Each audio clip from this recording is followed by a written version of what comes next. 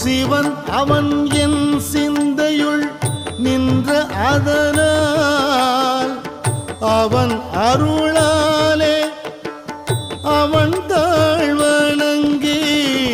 சிவன் அவன் என் சிந்தையுள் நின்ற அதனால் அவன் அருளாலே அவன் தாழ்வணங்கி சிந்தை மகிழ சிவபுராணம் தன்னை